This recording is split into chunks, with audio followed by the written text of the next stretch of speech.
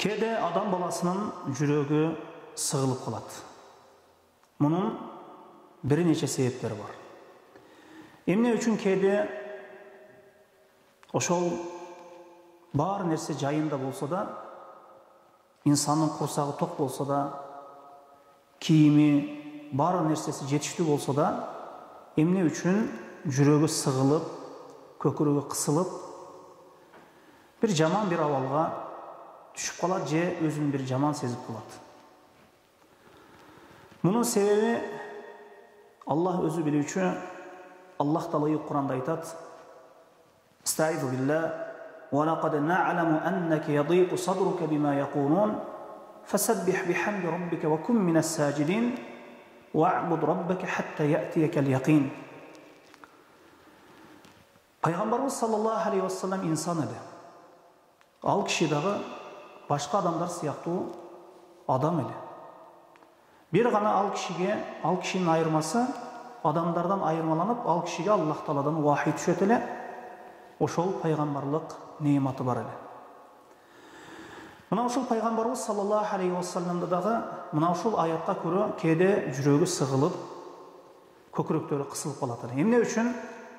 Анткени пайгамбарыбыз саллаллаху алейхи вассалам менен замандаш болуп жашаган кээ бир адамдар Аллах Таала түшүргөн шариатка капыр болуп, пайгамбарыбыз саллаллаху алейхи вассаламды ар кандай жаман бир аттар менен аташат эле.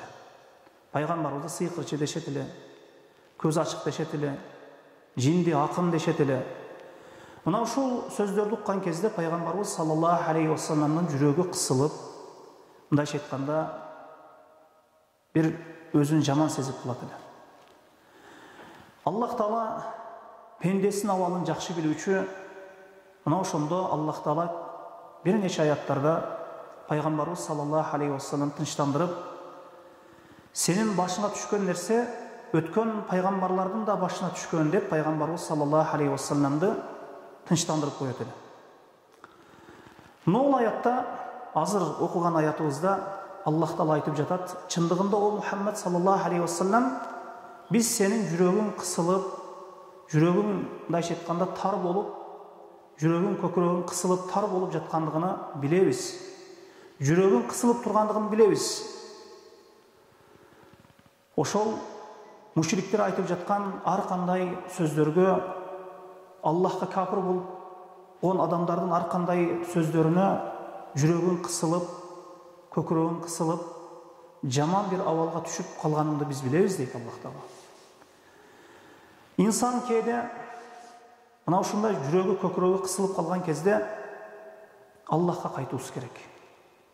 Мына Аллах Таала пайгамбарыны мына ушундай абалга түшүп калган кезде мына ошондой абалдан чыгып кетүүнүн жолун көрсөтүп жатат. Wa laqad na'lamu annaka yadhiqu sadruka bima yaqulun fasabbih bihamdi rabbika wa kun minas sajidin. O Muhammed sallallahu aleyhi ve sellem, biz тигилер айткан сөздөрдөн улам сенин жүрөгүң, көкүрөгүң кысылып турганын, өзүңдү бир жаман бир абалда сезип жаткандыгын билебиз дейт Аллах Таала. Эми Аллах Таала ошол абалдан чыгып кетүү жолун пайгамбарына көрсөтүп, фасаббих бихамди раббика, Раббиңе тасбих айткын дейт. Жана ва кун минас сажидин, жана сажда кылуучулардан болгон дейт. Мындайча айтканда намаз окугун дейт.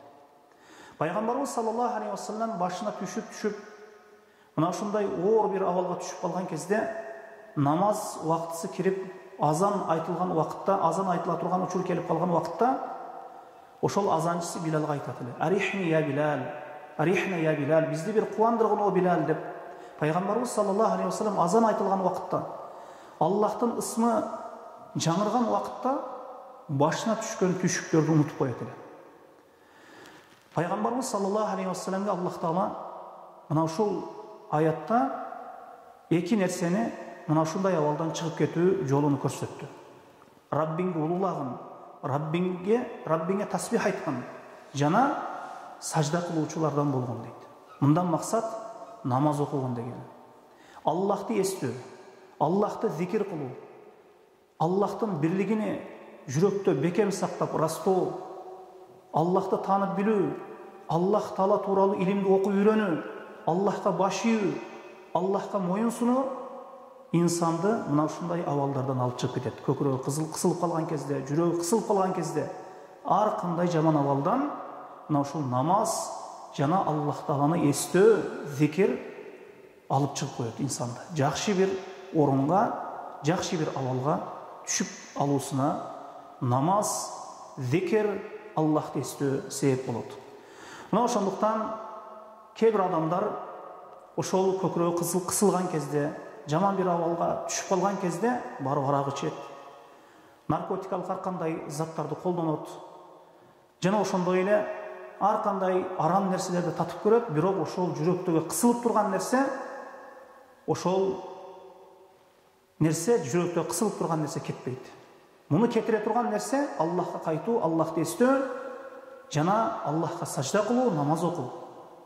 Ал эми арам нерселер менен жүрөктөгү бул нерселер кетпейт.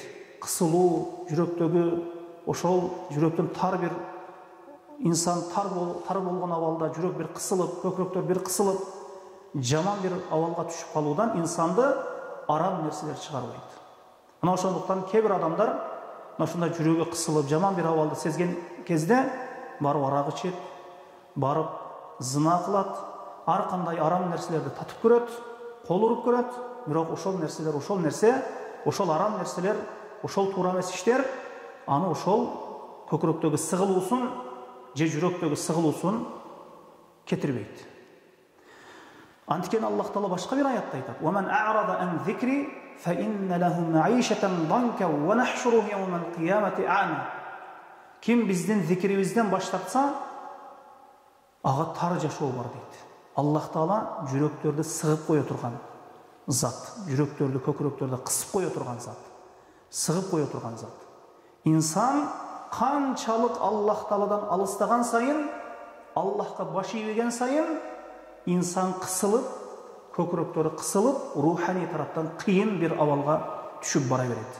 Качан Аллахка кайткан кезде, Аллахка моюн сунган кезде, Куран окуган кезде, намаз окуган кезде, инсан өзүн жакшы сезип, мына ушул жашоодо дагы жакшы жашайт, акыретте дагы көптөгөн жакшылыктарга жетет. Мына ошондуктан Аллахты эстөө, Аллахка кайтуу жана Аллахты зикир кылуу, Аллахты таануу бул көкүрөктөгү жана жүрөктөгү кысылууларды, сыгылууларды кетирет экен. Аллаху а'лам.